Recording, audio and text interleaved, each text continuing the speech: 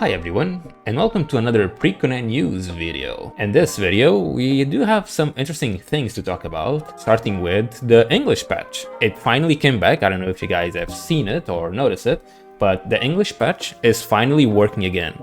Apparently it does have a few issues, but it's very usable. To my understanding, if there is even a slight version update to the game, that patch won't work anymore and they will have to fix that again.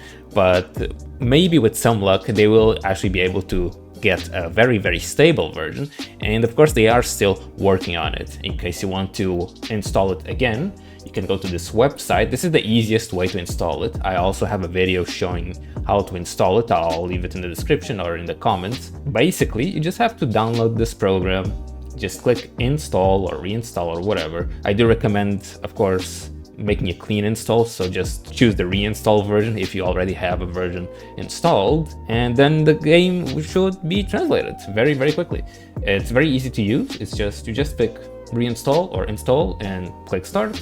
Let the program run for a little bit.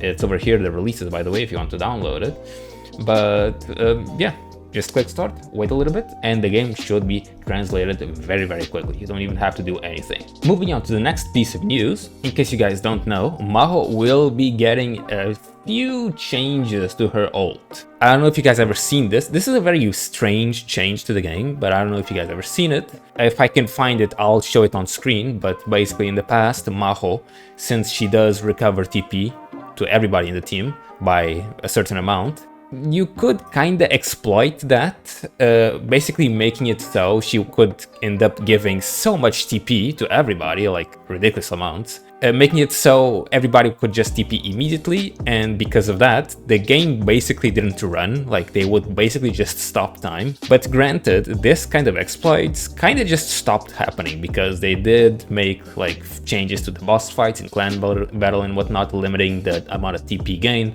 anybody can get, making it so Maho doesn't really do that anymore. But even with that, they still decided to change Maho's ability or burst to actually change how much TP she gives. Now, in case you guys want to read all of this, but basically now the change they made is giving Maho some magical critical and magical critical damage to the burst, increasing those stats and the amount of physical defense she gives. And now the major thing here is the amount of TP she gives is fixed.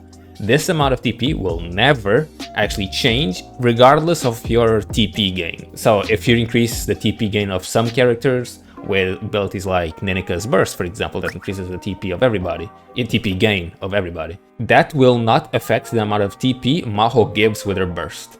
But besides fixing the amount of TP that Maho gives with her burst, she also now gives a TP regen buff, which is interesting. This is quite nice. But in this, TP regen buff will be affected by TP fill rate. Honestly, I feel like this is kind of a buff instead of a nerf, because really the thing with Maho stopping time, basically it just doesn't happen anymore. Like, literally it doesn't even happen. So it's kind of weird that they still decided to make this change, but I feel like it's a good change still. So again, basically the amount of TP Maho gives is fixed now. It doesn't increase, but now she gives critical rate, critical damage, more physical defense, and a TP regen buff. Very nice. The next piece of news we are getting is a quote-unquote nerf to Anemone. So I've been seeing a lot of people misunderstanding this change to the game. A lot of people are saying Anemone is going to get nerfed because she deals way too much damage or something like that. It's not really like that. Basically, some bosses, for example in clan battle, the Frost Hound wolf or something like that, the wolf with multi-target thingy, he had like a mechanic, and not just him, a lot of bosses do have this mechanic. In case you want to read like a little bit more, it's over here.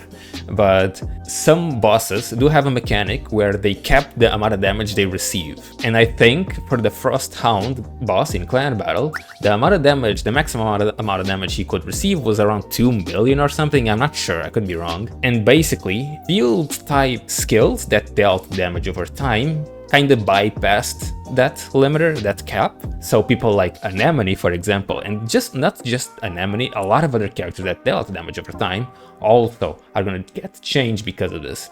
So before, these characters that dealt damage over time basically ignored the damage cap. They reached that and they just kept on dealing more damage regardless of the damage cap. Now they will actually get their damage reduced if they reach the damage cap. That's basically it. But the main thing about this, the interesting thing about this, not even Anemone was able to actually get to that damage cap because it was really, really high. Like, it was ridiculously high. So this is an interesting change because it didn't even happen, to be honest. Like, the maximum amount of damage, well, around the maximum amount of damage Anemone could deal with each of her dots was around 1 million damage. And I think bosses don't really have that kind of cap at 1 million damage. Yeah, this is not, as people are saying, a nerf to Anemone, or yeah, it's not really a nerf. It's just a fixing thingy that didn't even happen in the first place. So yeah, Anemone is still broken. If you have her, congratulations. I don't. Anyway, let's finally talk about the gacha revenue. Last month, PRICONNE was able to make a total of $1 million. Also keep in mind, of course, this is just the Android version. This doesn't take into account the DMM version, I think. So it should be more than this, but in mobile, it was around $1 million. This amount should be the norm for Princess Connect.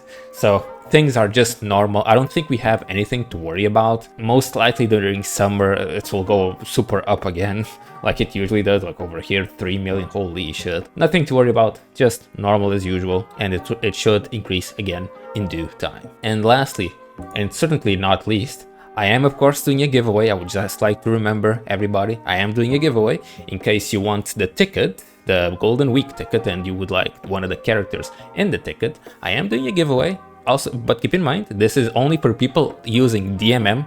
I unfortunately can't make a giveaway for people using or only playing on mobile. If you can't play on DMM, I'm very sorry, but this is a DMM gift card, basically, giveaway. So yeah, I can't really give a gift card if you're playing on mobile. I don't think Google Play allows that kind of stuff for Princess Guide. I'm not sure. Of course, you can also use the gift card. It's going to be 3,000 DMM points. It is the price of the gift card, or the ticket, I mean. But in case you do want to use it for something else, like for example the monthly pass, not pass, the monthly bundle package, I don't know what they're called, to be honest. But yeah, that's basically it for this video. Very short video. Didn't really have too much to talk about. I just wanted to mention these few things in case anybody wasn't aware of them, especially the English patch and the changes to Maho and Anemone. Those are very, very nice. Or, well, not nice, just interesting to know, or good to know. In any case, I hope this was helpful. Again, thank you to Lou for the membership, and I'll see you guys on the next video.